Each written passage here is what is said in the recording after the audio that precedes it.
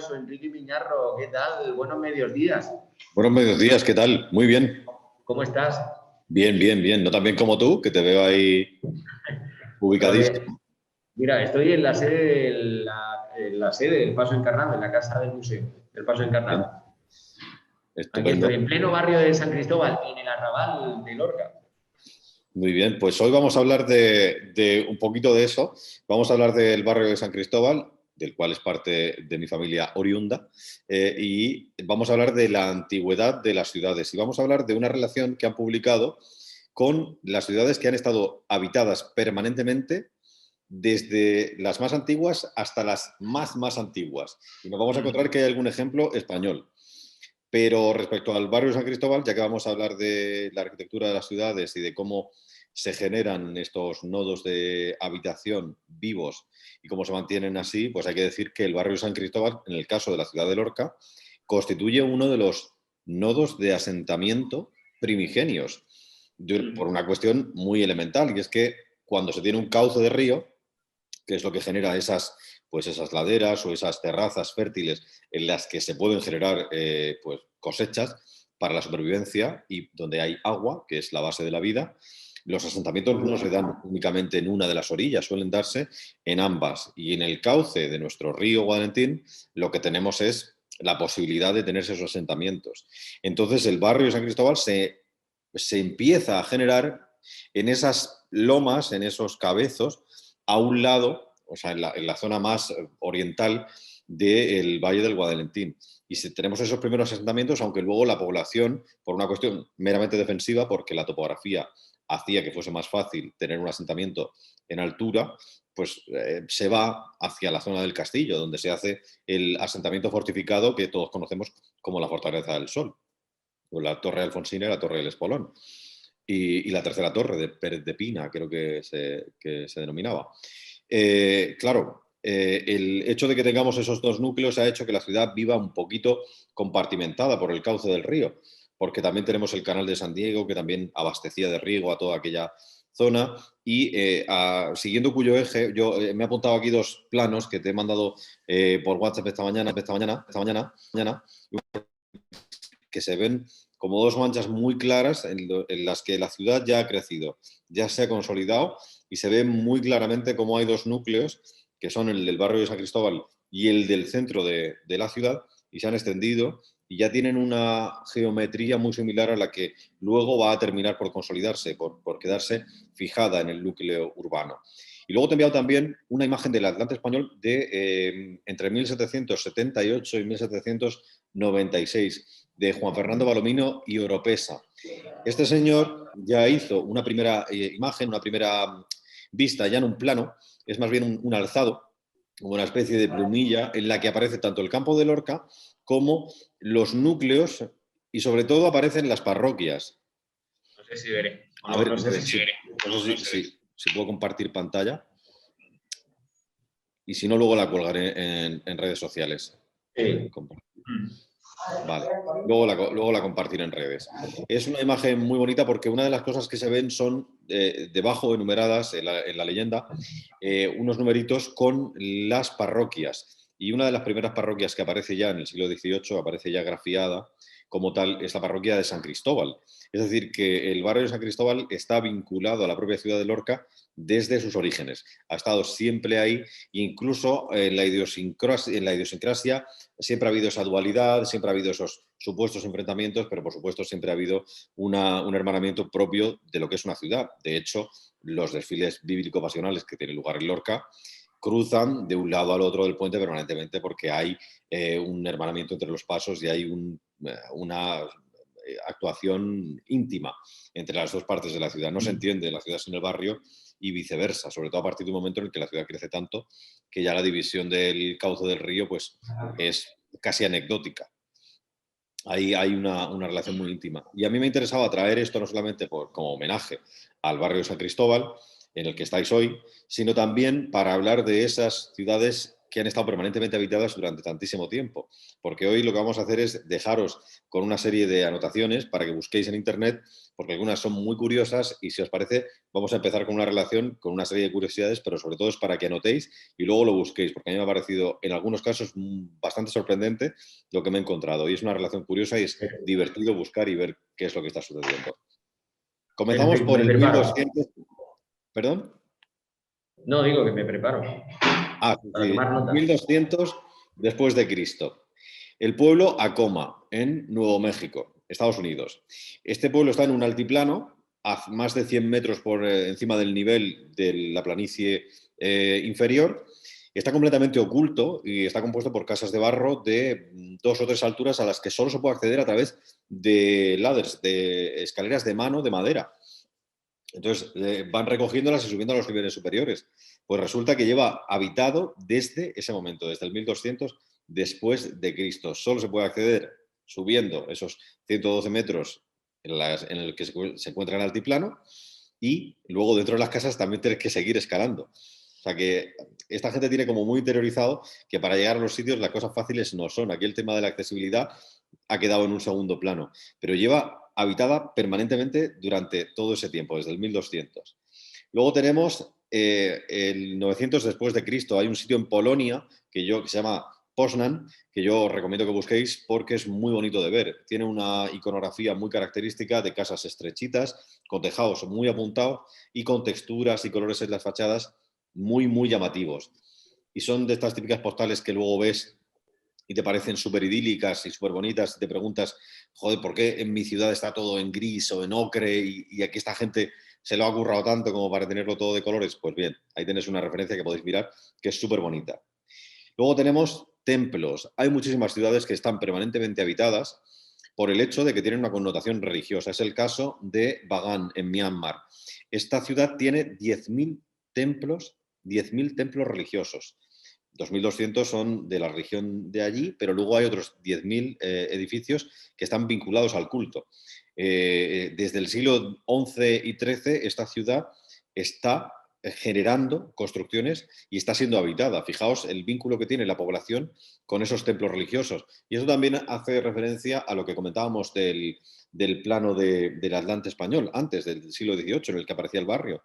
Cuando se crea ciudad, lo primero que hay son pequeñas manifestaciones de lo que físicamente es el edificio más reconocible, que suelen ser los vinculados al uso religioso, los derivados del uso religioso. En el Sí. caso de las iglesias, pues tenemos todos los barrios originales de la ciudad de Lorca que están ligados a la advocación de la iglesia. San Diego, San Cristóbal, San José, todos van creciendo y todos tienen el Carmen, todos tienen esa advocación ligada a eso. Luego, conforme la ciudad se desarrolla, pues van apareciendo otras designaciones, sí, otras nominaciones diferentes, pero de momento, de partida, teníamos siempre la advocación de la iglesia. En el caso de Myanmar, ya lo estás viendo, 10.000 edificios religiosos en una ciudad, me parece una barbaridad. Luego tenemos una prácticamente impronunciable, se llama Tirumbannamalai, que está en la planicie del Bannamanai, en India, desde el 800 después de Cristo, que es una ciudad que está llena de pirámides como las aztecas, pirámides escalonadas, también vinculadas al culto religioso. Luego tenemos Kioto, en Japón, que todos la conocemos, y que llevan manteniendo habitados esos típicos lugares, esas típicas viviendas que hemos visto en las series de dibujo japonesas. Todos hemos visto Doraemon, todos hemos visto pues, Sí.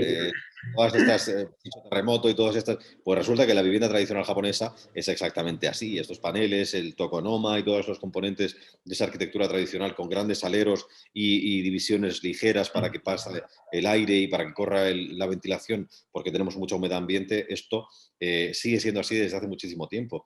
Del siglo VIII habla aquí.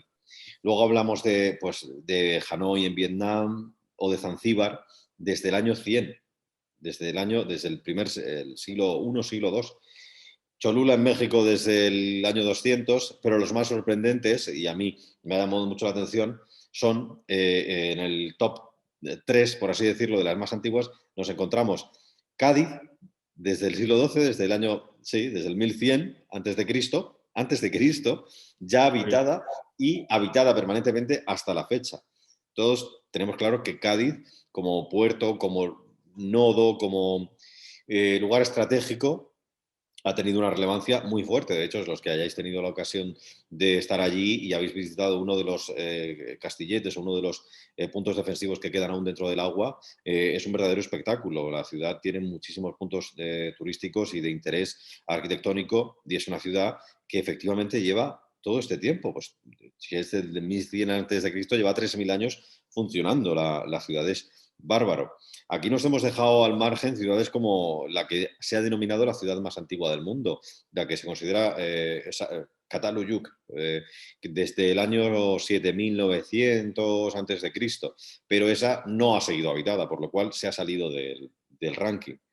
Después de Cádiz aparece Varanasi en India, desde el año 1800 antes de Cristo. Aquí se habla de, bueno, ciudades que están habitadas también ligadas a los ritos y pues, al culto que las personas rinden a, pues ya conocéis los rituales de limpieza, los rituales que en esos lugares tienen que ver con todo el trayecto de la muerte y con todo lo que supone el paso al otro mundo y las creencias que hay vinculadas a ella. Pues bien, las ciudades están habitadas porque la gente se mantiene cerca de esos lugares santos y de los lugares de peregrinación, que al final son los que hacen que vengan personas. Y ahora hablaremos de en qué están derivando los lugares de peregrinación, ya no tanto religiosos, sino por otro tipo de culturas o de cultos. Y por último aparece Atenas, que siempre se ha mencionado como la cuna de las civilizaciones. Estamos hablando de 5000 años antes de Cristo, estamos hablando de que llevan 8000 años o llevan 7000 años habitados. Es una cosa increíble, porque si esta gente lleva sin vaciarse la ciudad de Atenas todo este tiempo realmente, a mí me parece terriblemente sorprendente, porque tened en cuenta que sería asumir, y esto requiere un pequeño ejercicio mental, asumir que esta ciudad lleva funcionando más del triple de lo que lleva nuestro calendario en marcha. Es decir, si vamos por el 2021, pues súbale otros 2021 más otros 2021 y a lo mejor estás en la antigüedad. O sea, yo no sé lo que esta gente, menos mal que esta gente las plusvalías no les arrastran de manera acumulativa, porque imagínate lo que sería tener todo esto. Pues son ciudades que está demostrado que han estado habitadas desde todo este tiempo y a mí me parece increíble que tengamos lugares en los que la civilización se ha mantenido durante tantísimo tiempo. Y esto me ha llevado a pensar una cosa: ¿qué es lo que sucede con la arquitectura cuando está habitada durante tanto tiempo? ¿Cómo se consigue que no se vaya la gente de un lugar? ¿Es porque están sencillamente a gusto? ¿Es porque tiene unos recursos naturales muy buenos? Pues sí y no, porque al final lo que prima es otra cosa. Y es a lo que iba. El leitmotiv conjunto, o sea, lo que tienen en común todas estas ciudades, es que siempre, aparte de tener una serie de bondades, no siempre por el clima, porque hemos hablado de ciudades muy, muy cálidas, casi desérticas, y hemos hablado de ciudades muy, muy frías. Entonces, este no es el único factor que puede intervenir. El factor determinante es el hecho de que la gente quiera ir a algo. El factor de atracción que veíamos en algunos casos religioso, en otros casos es íntegramente turístico. Y hay veces en que el testimonio construido, y aquí ya enlazamos con lo que la gente quiere, el testimonio construido atrae a las personas. Y esto hace que la gente vaya a los lugares. Tenemos un ejemplo muy próximo aquí, que es la Geoda, que está muy cerca de aquí y se ha descubierto recientemente, se ha puesto en funcionamiento y está recibiendo una cantidad de visitantes brutal, porque hemos encontrado una pequeña joya geológica dentro del ámbito de nuestro territorio y se ha puesto en funcionamiento, se ha difundido y está atrayendo a gente, a mucha gente. ¿Y eso se traduce en qué? Pues si eso genera un atractivo turístico cíclico o permanente, va a haber puestos de trabajo que respondan a esa atención a los turistas, y esos puestos de trabajo que van a ser permanentes van a llevar a la gente a establecerse en ese lugar. Esto tiene un punto máximo, porque si bien todos sabemos que, oiga, si usted pone una industria cerca de una ciudad, o si usted pone una industria sin estar cerca de una ciudad, lo más probable es que cerca de esa industria se genere un asentamiento. ¿Por qué? Por pragmatismo, ¿no? Pues si eso sucede así, si sucedía antes con las creencias religiosas que eran capaces de generar esas peregrinaciones y aún siguen dándose, ¿qué es lo que tenemos que hacer nosotros para hacer que nuestra ciudad atraiga a la gente. Y volvemos a traer el debate de siempre, porque a mí de todas estas curiosidades siempre me gusta extraer una lección. Y yo creo que lo que podemos extraer de aquí es que, oiga, si ha habido todas estas ciudades que en base a una serie de virtudes no relacionadas con el clima, no relacionadas con la idiosincrasia de la gente, no relacionadas con factores subjetivos, sino completamente objetivos, como pueden ser la cantidad de personas que van por una razón, como puede ser o bien la industria, o bien la religión, o bien los recursos naturales, porque se puede decir, es que la religión no es un factor objetivo, es un factor, puede ser un factor subjetivo desde el punto de vista de la creencia, pero desde el punto de vista del movimiento de gente que genera, es completamente objetivo. Tienes peregrinaciones a lugares santos en todo el mundo, bajo diferentes espectros religiosos. Y esto es muy relevante. Si somos capaces de extrapolar eso a otros lugares, porque está sucediendo en otros puntos del mundo, por deporte. El deporte mueve masas de personas y hace que en determinados barrios se genere una determinada cultura del lugar. Y también sucede ahora con otro tipo de culturas, como puede ser la cultura de la industria del videojuego, por decirte un ejemplo, o de los cómics, que ahora están de moda. Las antiguas ferias de los cómics o de todo lo que antes se relegaba como una minoría, ahora se ha convertido en cultura de masas y está llevando muchísimo dinero a muchas ciudades. Es cierto. Lo que quiero quedarme como reflexión hoy es, vale, si todas estas ciudades han sido habitadas durante tanto tiempo y han hecho algo bien, ¿qué es lo que podríamos hacer en Lorca nosotros para atraer a toda esa gente? Porque potencial tenemos. Yo creo que sí. Entonces yo quiero cerrar hoy la intervención invitando a la gente de la ciudad a reflexionar, a visitar todas estas ciudades que son muy curiosas de ver y a reflexionar sobre qué podríamos hacer para poner en marcha esos motores que hacen que una ciudad esté permanentemente habitada. Porque estos motores son los que van a contrarrestar el abandono y que una ciudad se vacíe, que es uno de los problemas que estamos teniendo un poco aquí. Entonces, tenemos que verlo porque el potencial que tenemos es grandísimo, la capacidad que tenemos y el compromiso de los lorquinos es muy grande y esto lo estamos demostrando día a día con pasos. Así que yo creo que la reflexión que podemos hacer hoy es esa. ¿Qué podemos hacer para poner en marcha los mecanismos que lleven a la gente no solo a venir, sino también a quedarse durante miles de años? Eso es. Bueno, además muy interesante, ¿no? Porque muchas veces cuando hablamos de la vida en las ciudades nos vamos siempre a la partida económica, ¿no? A la economía, a que haya trabajo. Pero es cierto que una vez que hay otros atractivos para visitar la ciudad, se genera la economía. Claro, claro. Es crucial tener algo por lo que querer moverte. Últimamente el dinero no está siendo suficiente porque la gente ha descubierto que puede ser productiva en casa. Puede ser productiva desde un punto de trabajo con conexión a internet y con un ordenador. Entonces, ya no existe esa tensión que había antiguamente entre un trabajador, un puesto de trabajo. Si ese puesto de trabajo está en tal lugar, pues tendrá que tener su casa y su familia en tal lugar. Ahora no. Ahora un trabajador puede producir desde su casa, sin moverse, sin desplazamientos, sin pérdidas de energía en ese sentido, y puede estar dando a la empresa la misma cantidad o el mismo rendimiento que una persona que esté en el sitio que está en la central. Entonces eso ya se ha ido perdiendo y esto nos lleva a pensar, vale, entonces si ya no tengo ese potencial atractivo o ese imán de personas que eran en las sedes directas para trabajar, ¿cómo puedo hacerlo? Pues hay que tocarle a la gente no por el lado del dinero, sino por el lado del gusto, como se dice luego, por el ocio. Si ya que por el negocio está cambiando el esquema, pues por el ocio también. Ahora mismo tenemos esa posibilidad de decir, oiga, venga y experimente algo que no puede experimentar en ningún otro lugar.